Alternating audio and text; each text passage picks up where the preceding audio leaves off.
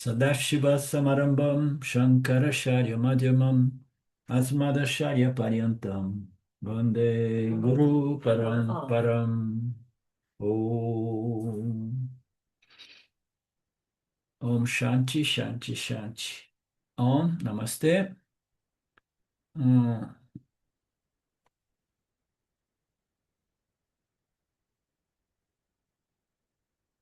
Okay, we saw that we all have these three gunas, and the three gunas are the fundamental structure or the fundamental blocks, building blocks of the body, mind, sense complex of each human jiva, everything in the creation.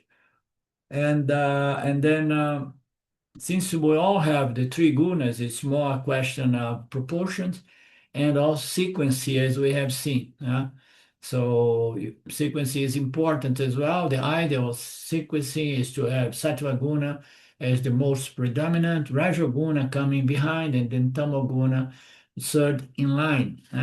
So, but it's more common to find people who are Raja guna predominant, and then it's a question of having Tamaguna following behind, coming behind, or to have Sattva guna.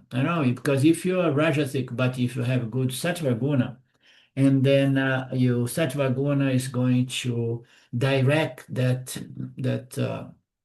energy of Rajaguna in a wise way, in a wise way, because there is clarity, there is wisdom.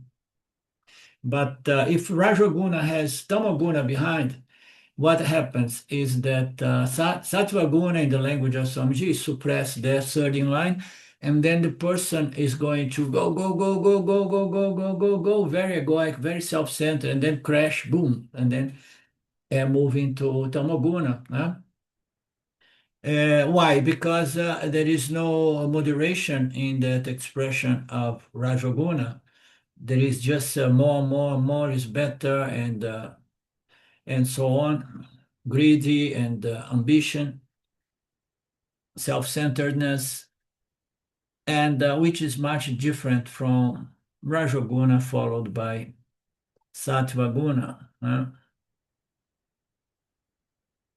Most of us, we have more Rajaguna because we were born householder. Householder require more Rajaguna to begin with, but then we need to develop some more Sattva to get self-knowledge, direct self-knowledge, and then we can stay even as a provider, no, householder. But we got the knowledge, and then you follow, you allow your appearing nature as body, mind, sense complex just to do its things. And a good example is Swami Shimaya, an explosion of energy, And it's not that after that he became quiet to meditate only, and no, he just allowed his nature, his apparent nature, to follow its course with a lot of sattva guna side by side with it, so to speak.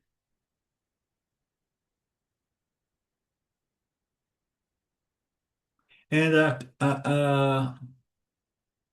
karma, a person who is oriented to action, karma, of course, can gain a lot of success in life. But the pala, the fruits, the results of karmas are very well known to all of us, because we lived our lives trying to get results by doing things, But there are results that comes from understanding, comprehending, learning, and contemplating. So what do you get from this upasana and nididhyasana? You're never going to get from results of karma, and that's the point here,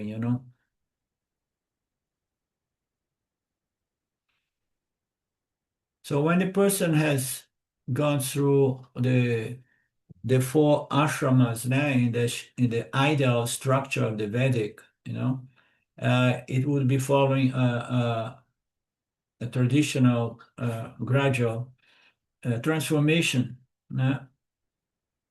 to the point that the person can say, okay, now uh, I have studied the scriptures. Now I want to only do nididhyasana. I want to go into the silence, deep silence of my being, so that I can see clearly that I'm the nature of pure awareness, pure consciousness, the only reality. So, because the person has built a lot of Raja and then used the Raja to get prepared for the world, and then he stayed with Raja to be a provider, and then slowed down to begin studying the scriptures, converting Rajoguna and Sattvaguna, and then in the very end, after a certain period of time, 60 years old, in the old days, one could say like, okay, now I go to the forest, I go to the mountain, I go to Gurukula, I go to an ashram, and I will just go into deep nididhyasana, you know, because I have gone through different levels of guna predominance, and then I was like guna, raja, raja, raja, and then more sattva, more sattva. In the end of my life, the conversion is something so natural, and then boom, I have a lot of sattva guna. I have nothing I don't expect anything more from actions. Therefore, I just want to go into profound self-inquiry or profound nididhyasana.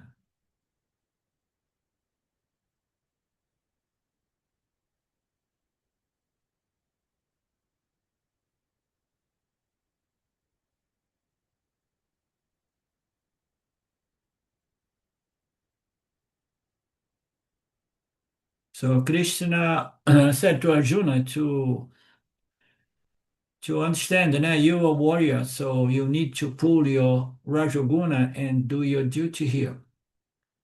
So your sadhana is to be a karma yogi and do your dharma. And later on, you're going to come to self-inquiry and self-knowledge.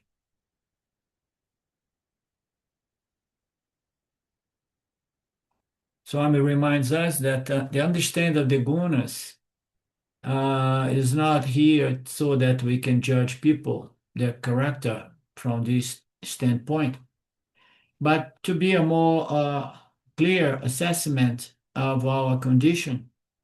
We have seen everything, if I'm more like this and more Rajaguna, what happened to my life is going to be more like that. What I can get result of actions. If I'm too reject, it's going to be all self-centered actions, to get self-centered result. So we got the picture, you know. And then now we know that sometimes we develop so much one of these predominance that it's difficult to turn things around, more often than not. The not extremely rajasic person dies that way because that tendency crystallized in a way that became a huge tendency or lifestyle that became habitual. And then there is not only a question of the mind and the habits, but then one gets also hooked to the chemicals derived by excess of Rajoguna, because the body-mind complex is organic, and then there are chemicals involved that, as so say the modern science, that we get addicted to those chemicals as well, such as stress. Stress has a chemical, has a high in itself as well, that is addictive. But anyhow, it's not the case of Vedantins like ourselves. We can always work on improving or making our body mind sense complex better fit for this purpose, which is self-knowledge and moksha. The verse 11, when the light of knowledge grows in all the sense organs in this body, then one should know that sattva is predominant.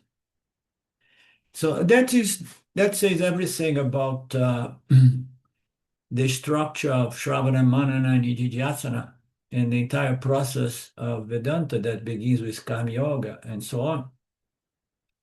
When we have this awareness, this consciousness shining in the human body mind or in the intellect is a very, very focused and contemplative aham, you know.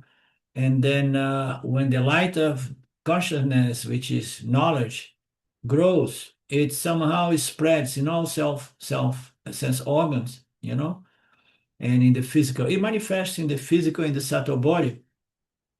And then one knows, you know, one knows that I am sattva predominant. How so? I only want self-knowledge. I only want freedom. I only want, you know, to do my work, self-inquiry and profound nididhyasana. So consciousness, the light of pure consciousness is shining in the intellect very strongly as sattva guna. Because as we know, consciousness is here and there referred as knowledge, not knowledge of something here or there, is that knowledge which makes objective knowledge possible, is what is said to be the aspect chit of reality of Brahman. So this chit aspect of Brahman is the potential to know things. It's there, it's knowledge and potential. So that knowledge is going to shine more and more, and it's going to produce more and more a contemplative, a scientific mind, you know. And it does that because the subtle body as well was purified. Its subtle body is different from the reflection of consciousness upon itself, but it is there on the subtle body that Rajoguna must be converted in Sattva Guna, you know. And we know how. We know how. We just have to somehow cultivate it by remembering the cost benefit of cost benefits. You say in English, yeah, cost benefit of being dominate or governed by too much rajas, and the cost benefit of having a body mind sense complex governed by more sattva guna. And then you once you understand, and then you make an effort to convert that. And how you're going to convert? You have to go all the way to your lifestyle to make it compatible to that conversion, you know. You have to begin in the more dense level, and then you make an effort, and then Upasana is going to help, and then Karma Yoga, Dhamma Yoga is going to help. The mind is going to purify. And then we have a mind, an individual who has a lot of sattva guna available. Yeah? And then naturally, the person is going to begin withdrawing from social life, from society. It's going to become a little strange and to others, you know, who do not understand. And that is a sign. You should know that sattva guna is becoming predominant. Okay, so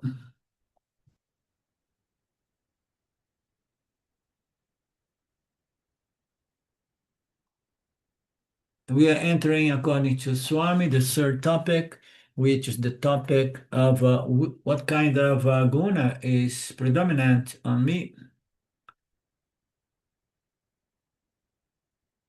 and how to know it. There is a gunometro, gunometer, gunometer. You find it in the internet, on Amazon you can buy. And then,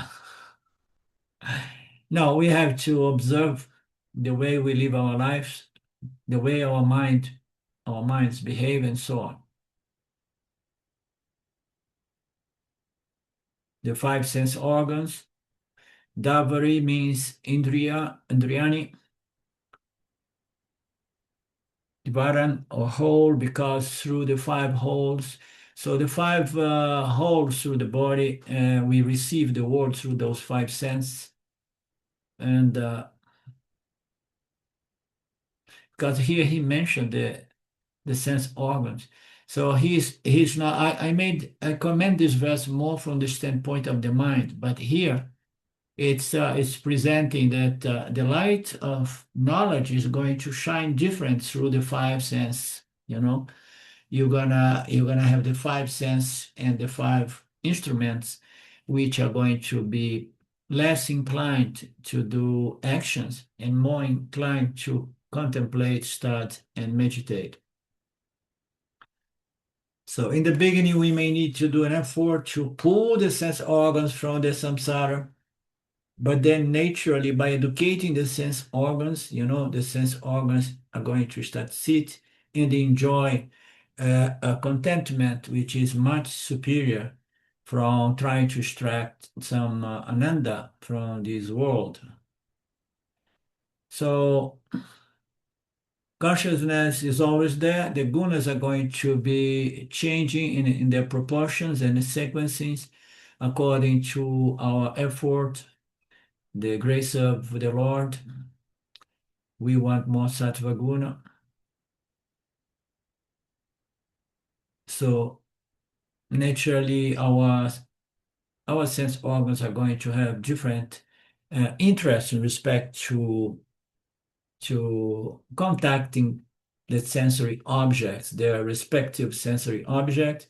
So our sense organs are going to look at them and say, no, very, very careful, very moderately, because the sense object somehow binds the sense organs to themselves, creating habits and addictions. Not that the sense organs have any power, not that the the sense object have any power, not that the sense organs are sentient, but it's us, the intellect, that have to go and take those reins of the five horse, and say, no, no, it's here. I'm the one who's going to make this conversion by regulating where you go about.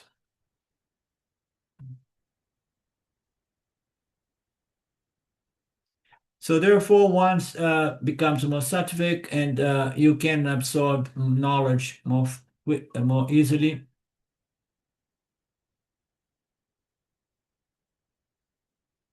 So the rate in which a person gathers more knowledge is faster and more accelerated and more quickly. So sometimes, you start you pick up more quickly. Okay, this is a fact.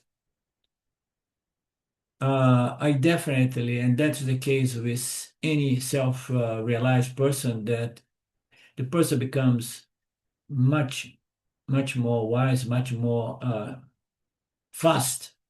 Okay, clever. No, cleverness is a bad word, but you become more intelligent is not a good word as well. You have a capacity to extract knowledge from experience or from books or this you read, and that's what makes a person wiser than others, and that's why usually Yan is wiser, because it has more sattva guna at his or her disposal.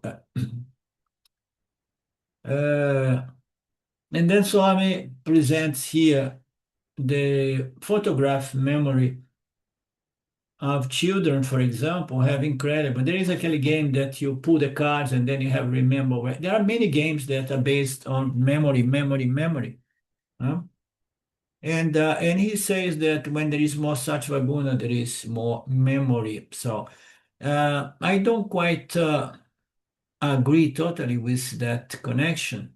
Okay, but why? Because I had children. I have one my child, but other children around my child, and I was always in contact with them. There were all kinds of games like that, and I was terrible compared with them because they had a fresh brain, you know.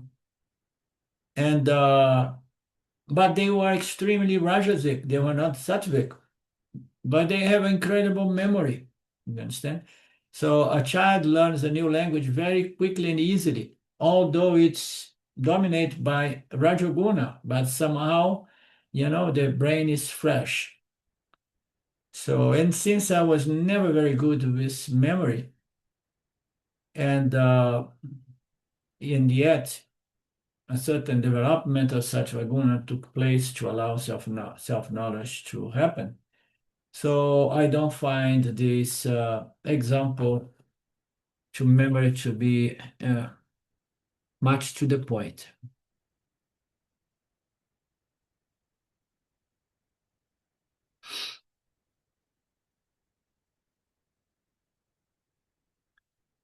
But one thing, and then here's the generally have a capacity. The yanis, they are very active and efficient. So there are some people who can just have a sattvic mind once in a while, early in the morning, and then after the coffee and the activity kicks in, and then forget about sattva. So, but say the yanis, they supposedly they can be very active, but sattva guna must be predominant.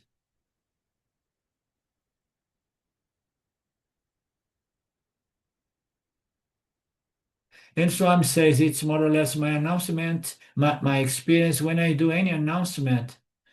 A large portion of the people do not register it, either because the mind is rajasic that they can't really hold the focus for 30 seconds or 1 minute to get the whole announcement. And then he said, yeah, and the mind of the people are tamasic and rajasic. So what they have to do? They have to repeat the announcements several times. Why you think that Vedanta works through repeating, repeating, repeating, repeat? Because in the beginning, the mind is more rajasic or whatever. And then those moments during a seminar or the moment the mind is more sattvic, you just boom, you just extract something, you just understand, you assimilate a part of the teaching. And then the mind goes tamasic or rajasic, and then a lot of the things that was said by the guru was not really heard or much less assimilated. And then you go home and then you get the videos you're going to watch again, and then you start seeing that, wow, I haven't heard this, I haven't heard that. Not a lot of pieces that you have not heard because the mind was not receptive with sattva guna in that moment. So that's the experience of Dayananda. That is my experience as a student as well. Or I have a lot of difficulty to listen to Sylvia as well. My mind becomes rajasic or resistance, and so and so many people come to Swamiji,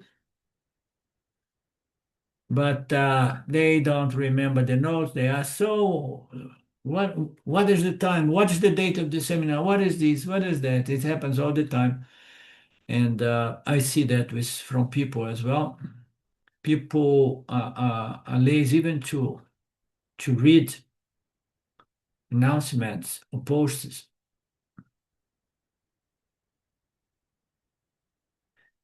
I always do a lot of research to announce more research than how to teach Gita.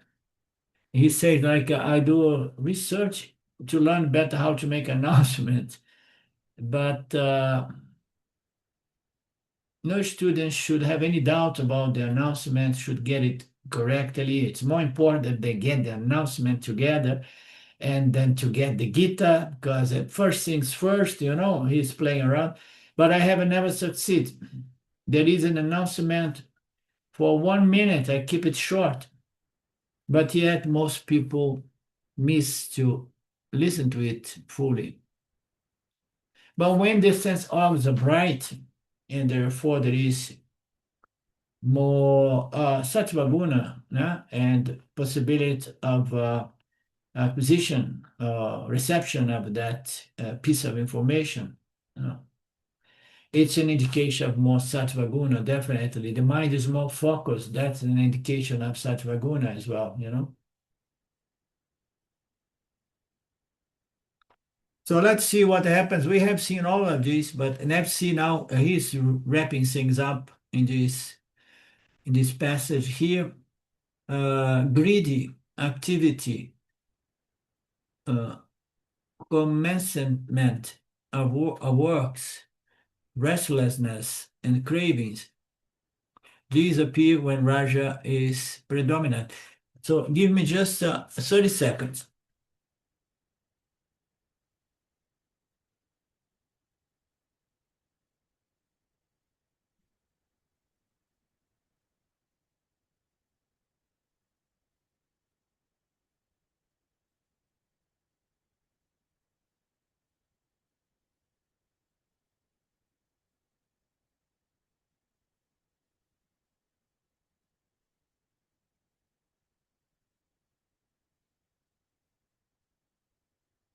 Ah, the cold does not go. It's still cold. Feeling cold in my legs. Great activity, commencement of works. What commencement of works? Is just you begin something and you drop. Yeah. Beginning projects all the time. No. Yeah.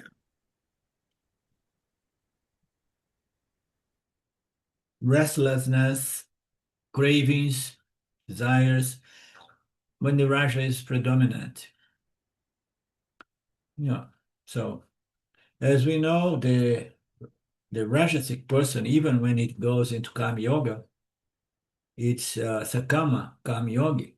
He's still very self-centered, very active.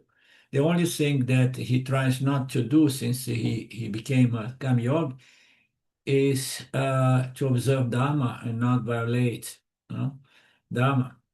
Otherwise, he does what he does with self-interest, a lot of activity, and many times he stretching himself or herself very thin with a lot of projects because his ambitions, his greed, and then difficult to sleep because there is a restlessness and excess of desires producing cravings.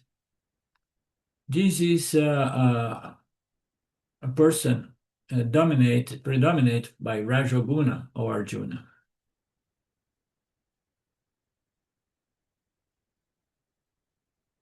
He wants to accomplish worldly success, super ambitious. In the American culture, it used to be called go-getter. I don't know if they still call it. I used to look at, oh, I want to be a go-getter as well.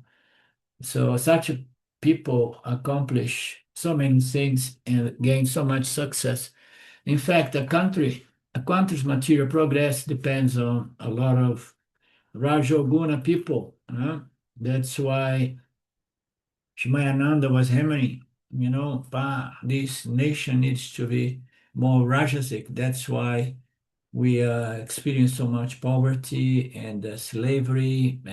We have been colonies forever. Anyone comes here, invades us and colonize us and extract all our resource and leaves us in poverty like slaves. We need more Rajoguna, more Rajoguna.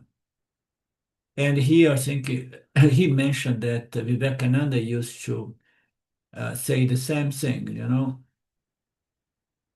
Here. Swami Vivekananda used to say that our country required more Rajas than Sattva.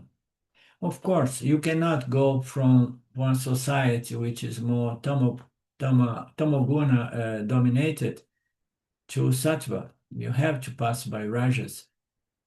Uh, there's no way, because even if it looks good, oh, and they are tamasic, they don't have ambition, okay.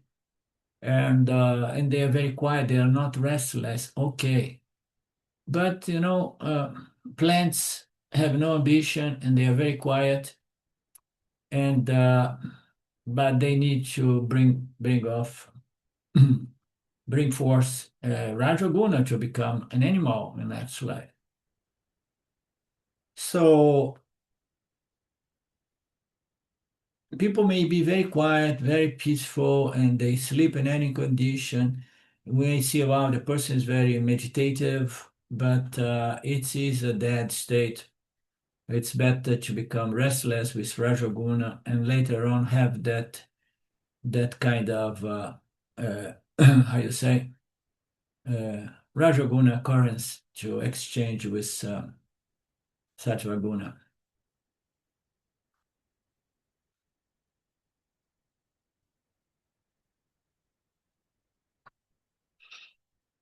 So therefore, the best is to push people to go into activity when they are too rajasic, tamasic. It's very important for coming out of poverty. The problem is regulating this development from tamasic to rajasic. There should be a moderation, a limit, of rajoguna, because once the energy start being activated and you start getting success, if you don't have enough wisdom to understand that success will fail you in any case, and then you may, you become a machine. I think people say, "Oh, that guy is a machine. He's a go-getter," you know. So it's not very nice to be a machine, enslaved by your guna nature.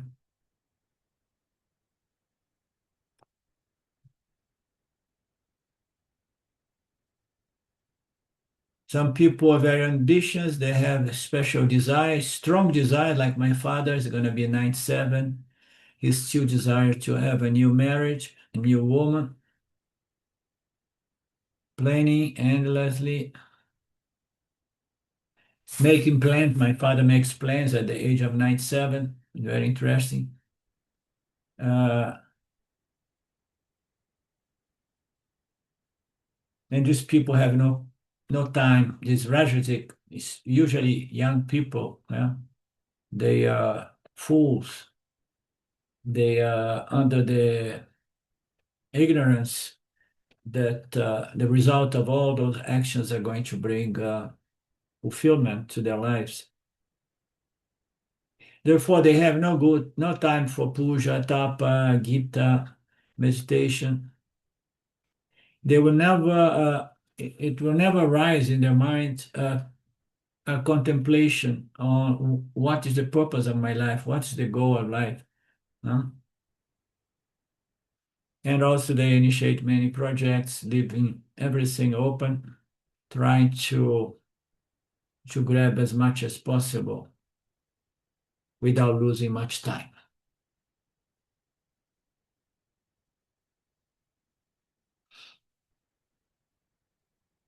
It's a very painful mental condition. Rajasic people, uh, they suffer more discomfort than tamasic people, okay?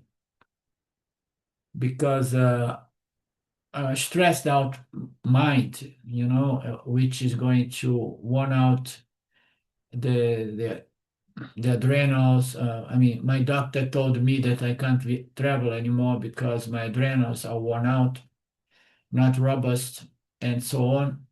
Why? I lived my entire life under stress, most of it.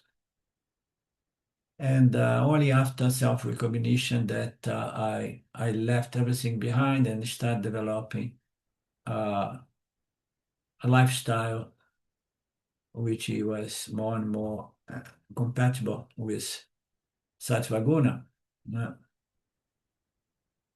So there was some Sattva guna that allowed self-recognition, but what was there before that? It was struggle for survival struggle, and stress. So over activities, impatience, restless. The condition of the mind is bad, and the body suffers as well. I was contracting a lot of illness, physical illness because of that.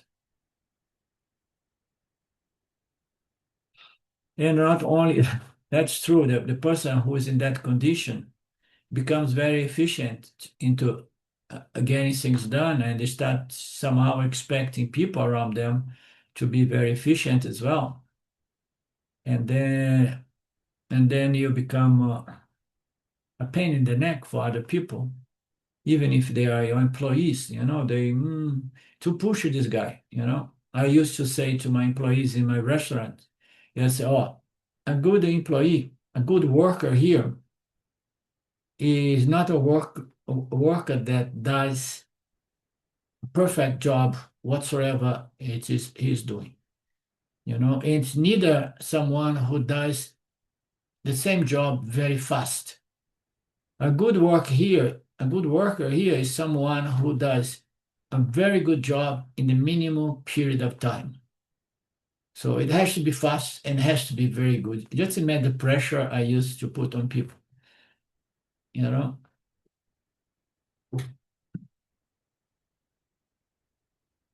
Because time is money.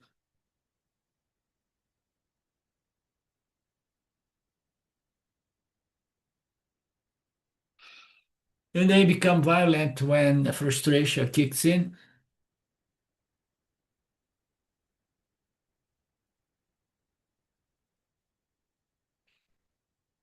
They are grown up, but they are throwing tantrums here and there. That's the point here. Short-tempered.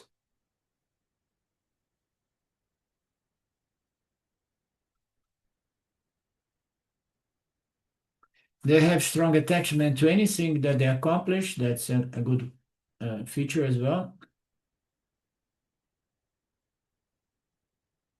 Highly self-centered. Another used to say that the most dangerous people are the people who very proud say, I am a self-made millionaire. Self-made millionaire.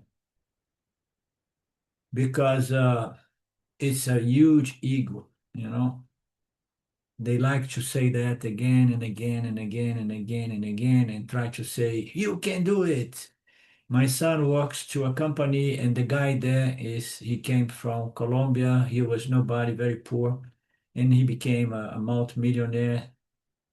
And he keeps saying people that they should do the same because if he made it to become a multi-millionaire coming from nothing, everybody can do it. So they keep repeating this as a mantra to feed their ego.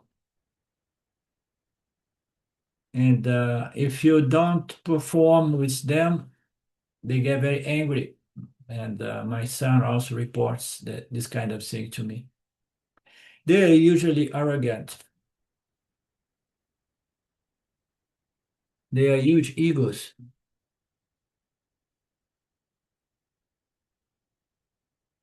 So since they are very also ambitious, they're never satisfied. They can get to a certain level, and then they want more, they want more, and they want more. And in the process, they meet a lot of frustration, disappointment, obstacles, failures, you know. And then when those obstacle failures come, they get really, really angry. They expect success all the time. They work hard, and things do not go their way. They say, "What's wrong? I'm a go-getter. I should get everything I want." And then frustration comes in, anger comes in. Some of them, fire people on the stop. In the place of my son, he fired someone out of one of these tantrums like that. A long-term employee was fired. This is the result of Rajoguna, excess of Rajoguna. When the person, therefore, somebody had written, how Rajasic people pray to God. This is a nice joke. Oh Lord, give me dasha right now. Bless me right now. I have no time to wait. Otherwise, I will offend you. Verse 13. Dullness, inaction, negligence, delusion. These appear when tamas is predominant. So that's what it is. We all know what is tamaguna. And as I mentioned at the beginning, it took me, I always it's like that in the evening, I'm always tamasic. And then after 2 nights of Tamaguna class, I said, oh, how about if I don't eat? And there we go. That fixed the problem. The mind becomes dull. You know, you lose clarity, you lose inspiration in the case of trying to have good conversations. You become more delusional. This is tamas govern one's mind. And the tamasic here Swami mentioned that a person does not have any problem. He does not suffer that much. But who is going to suffer? The people around him, because the person does not do anything, is just there, sucking the energy of the others or living on the energy of others. And when people say, do this, do that, it does all halfway, does not do a good job, and then the job has to be redone. Even all the kamendriyas or yanendriyas, everything is affected by excess of tamoguna. He does not reason very well, and he cannot do things very well. Do you know people like that?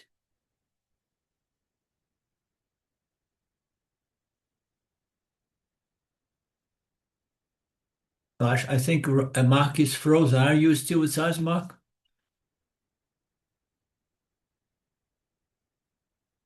I saw your image was frozen. Yeah, no, I'm having problems with the internet. For a few days, we've been having problems. Hopefully, we can get it sorted. So it does freeze from time to time. Okay.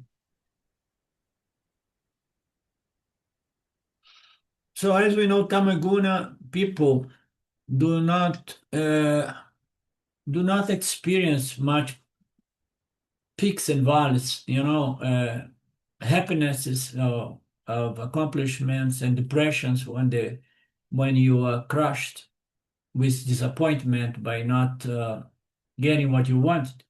Because the Tamaguna people, they just like to get things on a kind of mental dream-like condition. Let me enjoy. Oh, if I would go to that vacation in Hawaii, and but that's enough for them. So they don't need to work. They daydream big time.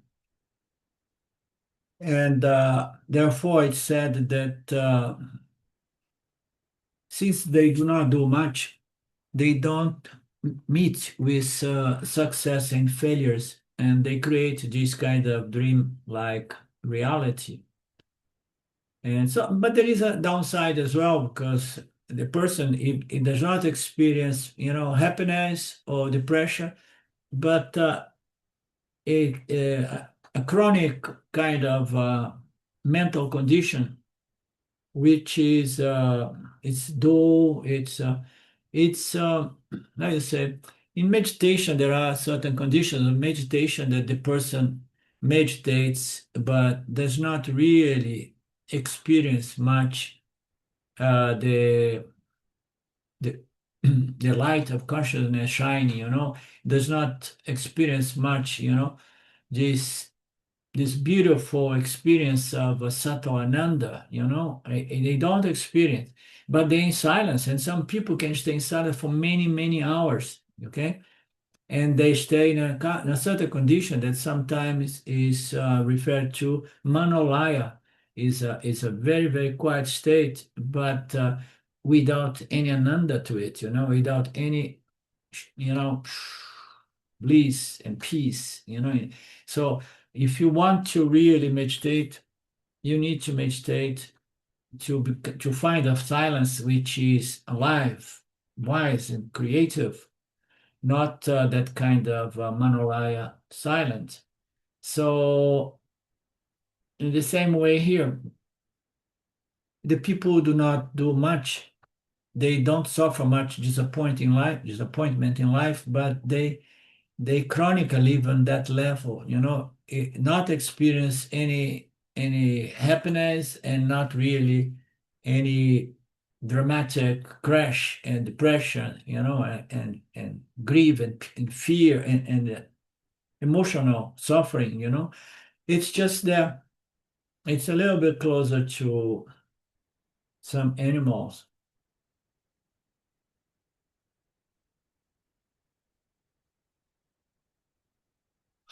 So these people, they are negligent. The oversight problem is there, mistakes are many. If you don't oversight them, it's a problem.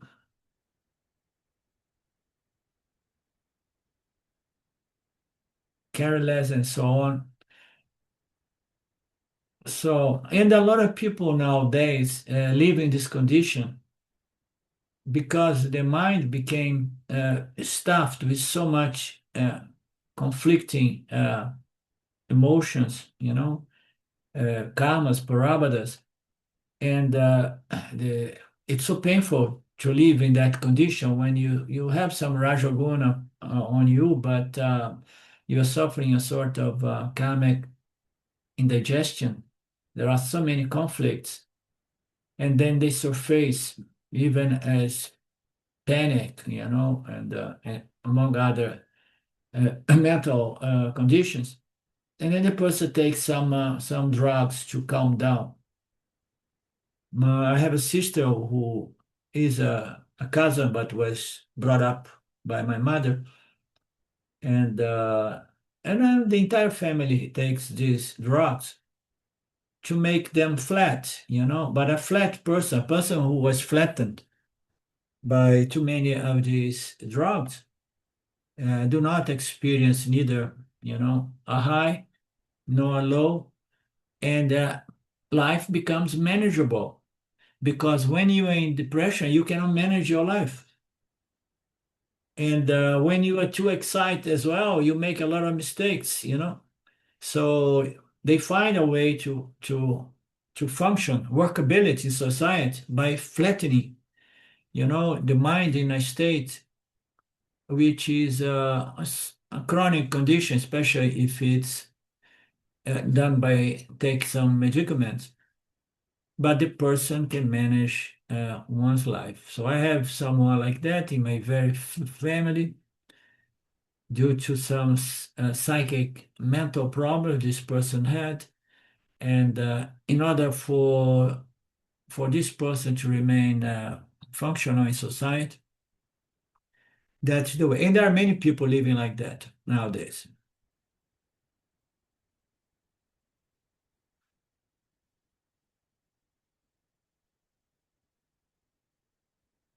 The person, if you ask a person what do you want in life, it does not know, but here and there the person will say, "Oh, I want to be a millionaire," but the person will not do anything to become a millionaire. So the person cannot decide really what is the ultimate goal of life. It's so far from understanding that. We have to really go and experience success and failure to understand that that will not do it. You have to go for something else. You have to really understand what you are. What can we do for people dominated by so much tamoguna? If you have to live very close to someone like that, there is very little you can do, but you can pray.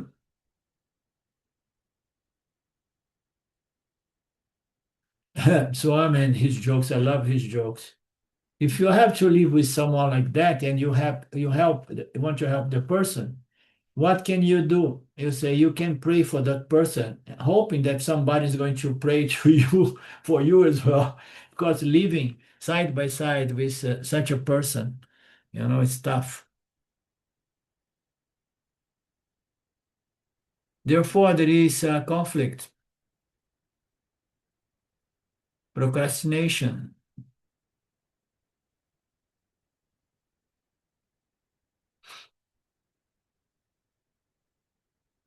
So we can, as we know, we can infer our condition. So I'm pretty much sure that in our small group, we have Tamoguna third in line, that's for sure. Then what comes first and second, we can access within ourselves. So from this expression, we can infer the dominance of the guna. Shankaracharya says, why do we require inference? Inference is required because three gunas are not pratyaksham. Where pratyaksham do not work, anumana has to be made. So it's not available for perceptual knowledge, contact. You have to go by inference. So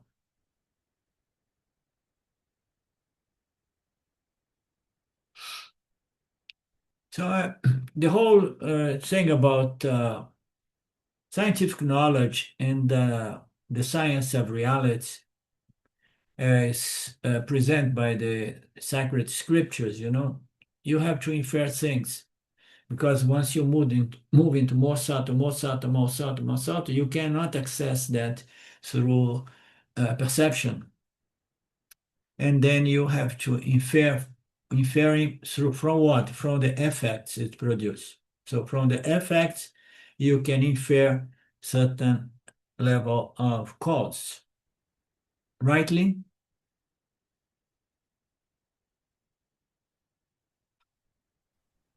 Well, that way we find out where we stand, and then we choose our appropriate lifestyle, our appropriate sadhana.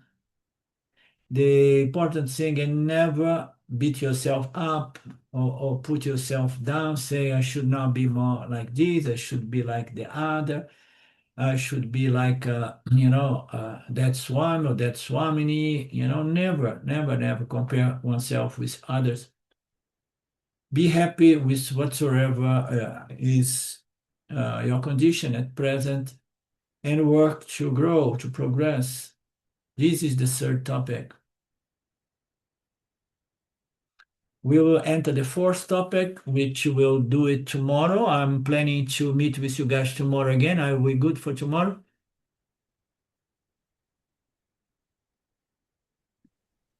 Okie dokie. Yes, tomorrow's great. Om Purnamada Purnamidam Purnamudachyate Purnasya Purnamadaya Purnamevavashishate. Om Shanti Shanti Shanti Om. Om Shwara Namaste. Lovely to be back with you. We talk tomorrow. Bye bye. Yes, thank you so much.